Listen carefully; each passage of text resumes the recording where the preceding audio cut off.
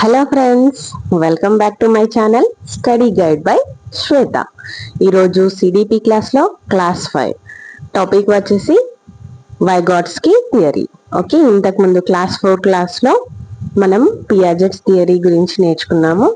ఇప్పుడు Vygotsky theory, Piaget, Vygotsky and Kohlberg, ఈ 3 main theories CDP whole టాపిక్లో. So మంచిగా నేర్చుకోండి, మంచిగా అర్థం చేసుకోండి. నేను విత్ ఎగ్జాంపుల్స్ మీకు క్లియర్ ఎక్స్ప్లెనేషన్ ఇచ్చాను అండ్ నోట్స్ కూడా. సో మీరు ఈ నోట్స్ని నోట్ చేసుకొని ప్రిపేర్ అయ్యారంటే మీరు ఎగ్జాంపుల్స్తో పాటుగా కాన్సెప్ట్ని ఈజీగా అర్థం చేసుకోగలుగుతారు.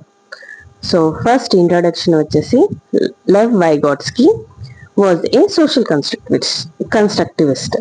సో పియాజెట్ ఏంటి? Radical constructivist. ఈయన social constructivist. So social, cultural ఇలాంటి నేమ్స్ వచ్చాయి అంటే అక్కడ లెవ్ వైగాట్స్కీ నేమ్ ఉండాల్సిందే.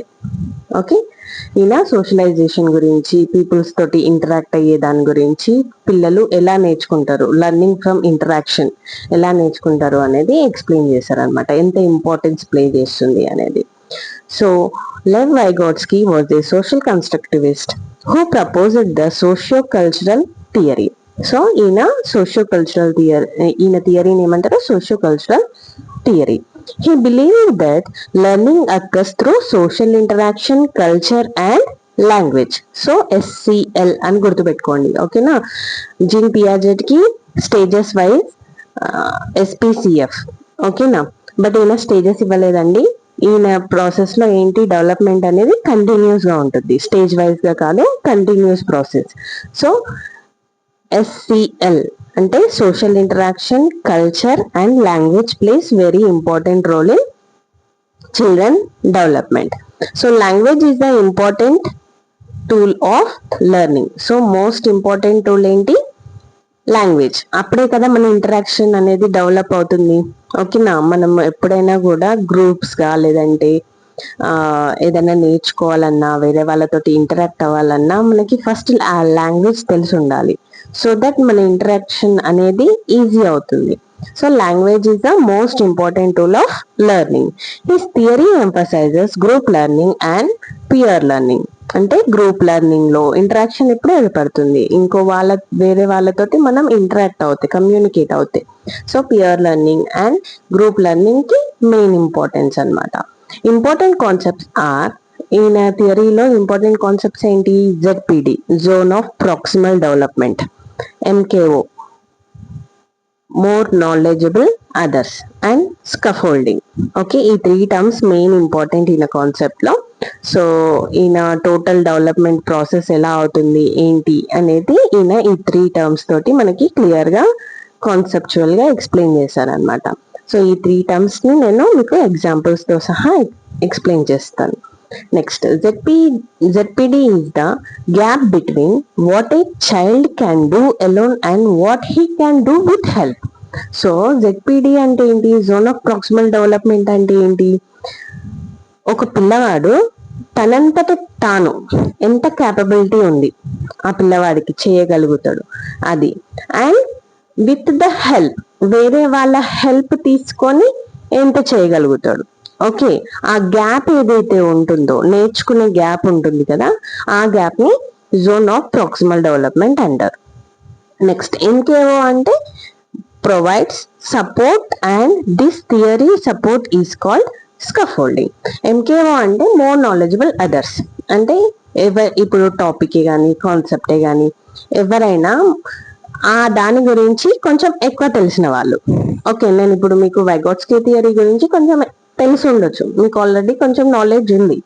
ఓకే, బట్ నేనేం చేస్తున్నాను, మీకు నా దగ్గర ఇన్ఫర్మేషన్ ఉన్న దాన్ని బట్టి మీకు హెల్ప్ చేస్తున్నాను. ఓకే, మీరు ఇంకా ఈ కాన్సెప్ట్ ని క్లియర్ గా అర్థం చేసుకోవడానికి నేను మీకు హెల్ప్ చేస్తున్నాను, నోట్స్ ఇచ్చేసి క్లాస్ ఎక్స్ప్లెయిన్ చేసి మీకు హెల్ప్ చేస్తున్నాను. సో ఇక్కడ మోర్ నాలెడ్జబుల్ అదర్ ఎవరు? నేను అనమాట. సో సపోర్ట్ ప్రొవైడ్ చేస్తున్నాను. సో ఈ టెంపరీ సపోర్ట్ ఏమంటారు? స్కఫోల్డింగ్ అంటారు. ఎవరైతే నేర్చుకోవడానికి హెల్ప్ చేస్తారో వాళ్ళని ఆ టెంపరీ సపోర్ట్ ని స్కఫోల్డింగ్ అంటారు. సో మనం టాపిక్ కి వెళ్లే కొద్దీ క్లియర్ ఎక్స్ప్లెనేషన్ తెలుసుకుందాం. ఓకేనా? So development is continuous, not stage wise like Piaget. నేను ఇంతకు ముందే మీకు చెప్పాను కదా, డెవలప్మెంట్ అనేది ఈయన థియరీలో కంటిన్యూస్ ప్రాసెస్. ఓకేనా? స్టేజ్ వైజ్ ఇవ్వలేదు ఈయన పియాజెట్ లాగా. Okay, so 3 important aspects. ఈయన దాంట్లో 3 ఇంపార్టెంట్ ఆస్పెక్ట్స్ ఏంటి? SCL. ఓకే, సో S అంటే సోషల్ ఇంటరాక్షన్. సోషల్ ఇంటరాక్షన్ ఏంటి? Learning occurs through interaction with parents, teachers, friends and society. So అందరి మన చుట్టుపక్కల ఎన్విరాన్మెంట్ లో ఉన్న వాళ్ళ తోటి మనం ఇంటరాక్షన్ ద్వారా మనం నేర్చుకునే ప్రాసెస్ ని సోషల్ ఇంటరాక్షన్ అంటారు. Children gain knowledge by discussing and sharing ideas with others. Okay, వాళ్ళు నాలెడ్జ్ ని డిస్కసింగ్ వల్ల, షేరింగ్ ఐడియాస్ వల్ల నేర్చుకుంటారు, అంటే గెయిన్ చేస్తారు. Example, a child learns how to solve a math problem after discussing it with a teacher or friend. అంతే కదా. ఇప్పుడు పిల్లలు వాళ్ళంతటా వాళ్ళు నేర్చుకోగలుగుతారా?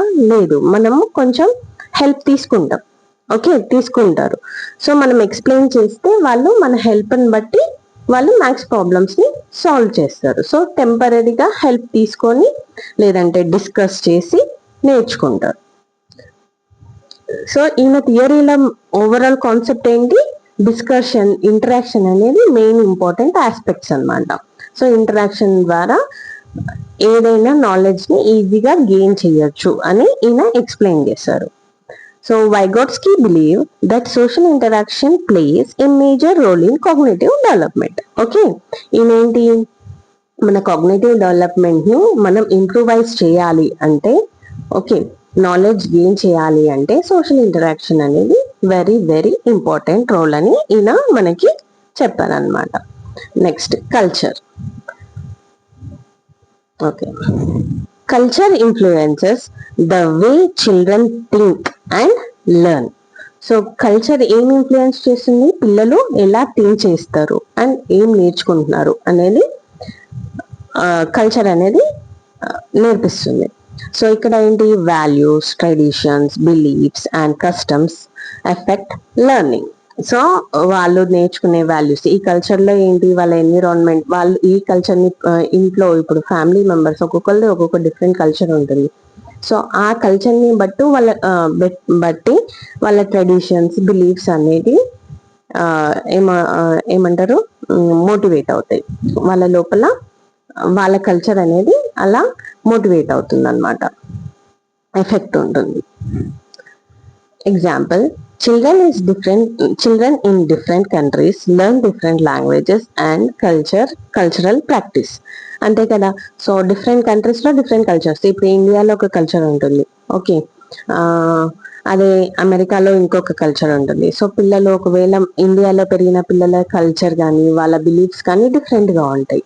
ఓకే, అదే అమెరికాలో కానీ లేదంటే ఇంకో డిఫరెంట్ కంట్రీలో పెరిగిన వాళ్ళ కల్చర్స్ కానీ బిలీఫ్స్ కానీ డిఫరెంట్ గా ఉంటాయి. ఓవరాల్ గా కాన్సెప్ట్ ఏంటి?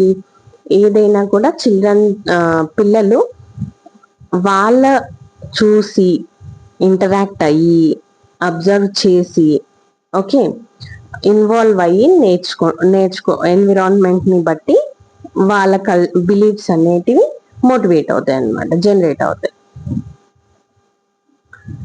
According to Vygotsky, culture provides tools that help children learn and develop. So Vygotsky ప్రకారం ఏంటి?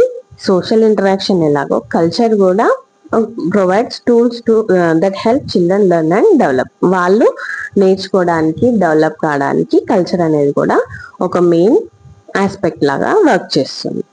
Next, language. Language is the most important tool for learning. అంతే కదండి, లాంగ్వేజ్ లేకపోతే ఇంటరాక్షన్ అనేది జరగదు. సో ఇంటరాక్షన్ అవ్వాలి అని అంటే language place a very important tool for learning. So children learn language through social interaction. Language helps in communication and thinking.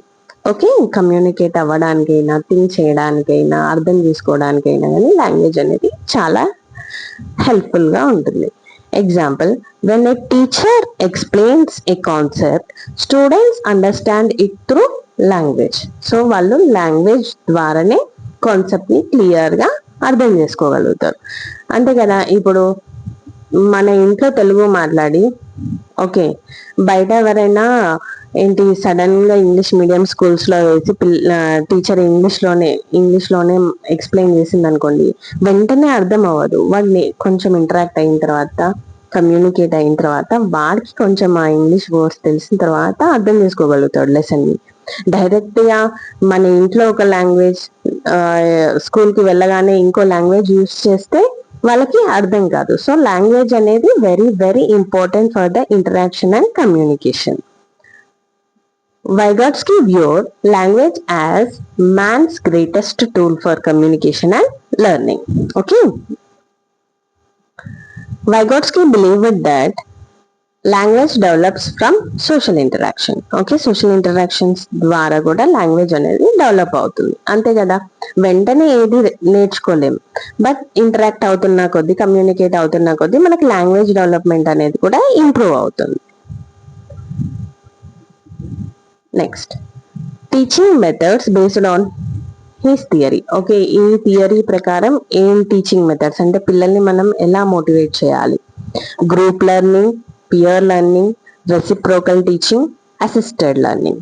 Okay, so group learning అంటే groups లాగా మనం పిల్లల్ని గ్రూప్స్ లాగా డివైడ్ చేసి వాళ్ళకి ఒక టాపిక్ ఇచ్చి దాన్ని ఇంటరాక్షన్ ద్వారా వాళ్ళు నేర్చుకోవడం అయినా, ఓకేనా, వాళ్ళందరినీ కలిపి ఒక కాన్సెప్ట్ ఇచ్చి క్లియర్ చేయడం, లేదంటే ప్రాబ్లమ్ సాల్వ్ చేయమనడం, అందరికి ఒకటే టైప్ ఆఫ్ ప్రాబ్లమ్ ఇచ్చి, సో దట్ వాళ్ళు ఏంటి డిస్కస్ చేస్తారు. ఇక్కడ ఏం డెవలప్ అవుతుంది? డిస్కస్ చేస్తారు. డిస్కస్ చేయడం వల్ల నాలెడ్జ్ అనేది రెసిప్రోకల్ అవుతుంది అనమాట. కొంచెం వీడికి తెలిసింది ఒకటి ఉంటది, ఇంకొకటికి తెలిసింది ఇంకొకటి ఉంటది. సో ఏది కరెక్ట్ ఏది రాంగ్ అనేది డిస్కషన్స్ ద్వారా వాళ్ళు అర్థం చేసుకొని నేర్చుకుంటారు. Next, peer learning. Peer learning అంటే ఫ్రెండ్స్. ఓకే, సో సేమ్ ఈ గ్రూప్ లెర్నింగ్ లాగానే peer learning. Next, reciprocal teaching. Reciprocal teaching అంటే ఏంటి? ఇప్పుడు కొన్ని మనకంటే బాగా పిల్లలకే అర్థమవుతాయి. ఓకే, సో మనం ఒక వేలో ఎక్స్ప్లెయిన్ చేసేటప్పుడు పిల్లలు వాళ్ళకి అర్థమైన వేలో మనకి చెప్తారు. ఓకే, టీచ్ చేస్తారు. సో దాన్ని రెసిప్రోకల్ టీచింగ్ అంటారు. అంటే పరస్పరం మాట్లాడి తెలుసుకొని అర్థం చేసుకొని చేసేవాటిని. Next, assisted learning. Assisted learning అంటే హెల్ప్ తీసుకొని చేయడం, ఓకే, నేర్చుకోవడం.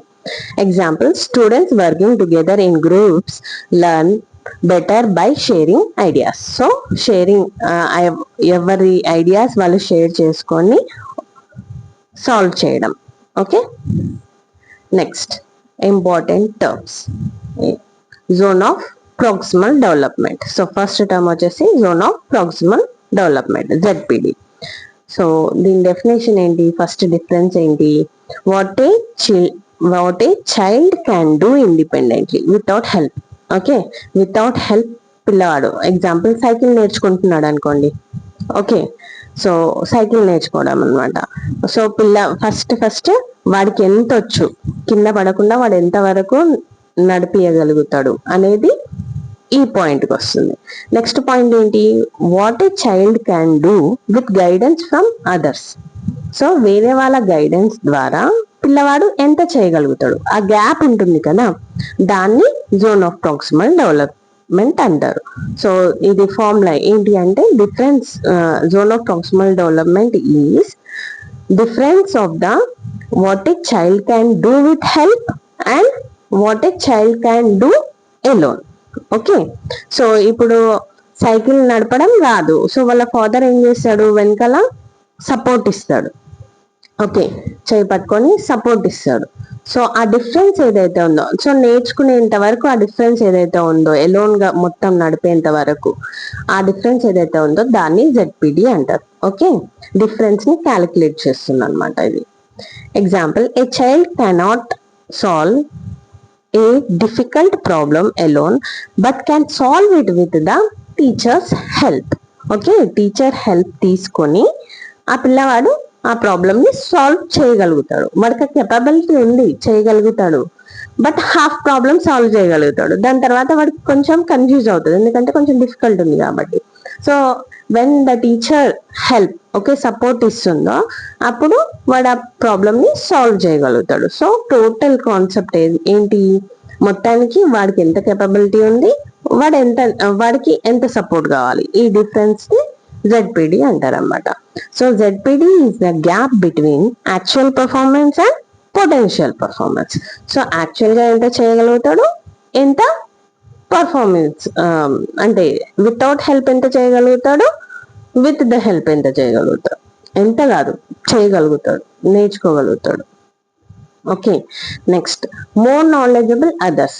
ఇక్కడ మోర్ నాలెడ్జబుల్ అదర్స్ అంటే ఎవరైతే సపోర్ట్ ఇస్తున్నారో వాళ్ళని మోర్ నాలెడ్జబుల్ అదర్స్ అంటారు. Okay, a person who has more knowledge or skill than the learner. So ఎవరైతే నేర్చుకుంటున్నారో వాళ్ళకంటే ఎక్కువ నాలెడ్జ్ ఉన్న వాళ్ళని మోర్ నాలెడ్జబుల్ అదర్స్ అంటారు. Example teacher, parent, elder sibling, friend, expert. Okay, వీళ్ళందరూ ఎవరైతే నేర్పిస్తున్నారో వాళ్ళందరూ మోర్ నాలెడ్జబుల్ అదర్స్ కిందికి వస్తారు. So the MKO helps the learner acquire new knowledge and skills. So వీళ్ళు ఏం చేస్తారు, హెల్ప్ చేస్తారు అనమాట. ఏదైనా కానీ నాలెడ్జ్ ని గెయిన్ చేయడానికైనా స్కిల్స్ నేర్చుకోవడానికైనా వీళ్ళు హెల్ప్ చేస్తారు. సో మోర్ నాలెడ్జబుల్ అదర్స్ అనేది పెద్ద చిన్న అనే డిఫరెన్స్ ఏం లేదండి. ఎవరైతే నేర్పిస్తున్నారో వాళ్ళు, టీచ్ చేసే వాళ్ళని మోర్ నాలెడ్జబుల్ అదర్స్ అంటారు, నేర్చుకునే వాళ్ళని లెర్నర్స్ అంటారు. ఓకేనా. సో ఎగ్జాంపుల్ ఇప్పుడు మనకంటే ఓల్డ్ పెద్దవాళ్ళు, మన అమ్మమ్మ, నాన్నమ్మ వాళ్ళు ఉంటారు కదా, గ్రాండ్ పేరెంట్స్. సో వాళ్ళకి అన్ని తెలుసు అనేది ఏం లేదు. ఇప్పుడు ఫోన్ వాడడం వాళ్ళకి తెలియదు. సో వాళ్ళు ఏం చేస్తారు, ఏదైనా డౌట్ ఉన్నా లేదంటే ఫోన్ చేయాలన్నా ఎలా చేయాలి అని చెప్పేసి మన దగ్గర నుంచి నేర్చుకుంటారు. అవునా, చిన్నపిల్లలమైనా సరే మన దగ్గర నుంచి నేర్చుకుంటారు. ఎందుకు, వాళ్ళకంటే ఎక్కువ బాగా మనకి తెలుసు కాబట్టి. సో ఇక్కడ ఎవరు మోర్ నాలెడ్జబుల్ అదర్స్, ఎవరైతే నేర్పిస్తున్నారో వాళ్ళు మోర్ నాలెడ్జబుల్ అదర్స్. ఇందులో ఏజ్ క్రైటీరియా కానీ ఓన్లీ పెద్దవాళ్ళే చిన్న వాళ్ళకి నేర్పాలి అనేది ఏముండదు. ఎవరు నేర్పిస్తున్నారో వాళ్ళు మోర్ నాలెడ్జబుల్ అదర్స్, ఎవరైతే నేర్చుకుంటున్నారో వాళ్ళు లెర్నర్స్. ఐ హోప్ మీకు క్లియర్ గా అర్థమైంది అనుకుంటున్నాను. So please subscribe my channel. Next scaffolding.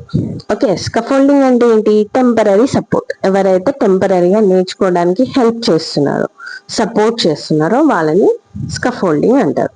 Okay, temporary support provided by the teacher or MKO. ఈ టెంపరరీ హెల్ప్ ఎవరు ప్లే చేస్తారు, టీచర్ కానీ లేదంటే MKO, మోర్ నాలెడ్జబుల్ అదర్ కానీ. Okay, so until the learner can perform the task independently. So independent గా వాళ్ళ task ని వాళ్ళు కంప్లీట్ చేయడానికి ఎవరైతే సపోర్ట్, హెల్ప్ ఇస్తున్నారో టెంపరరీగా వాళ్ళని స్కఫోల్డింగ్ అంటారు. Okay, so example A teacher gives hints and guidance while solving A problem.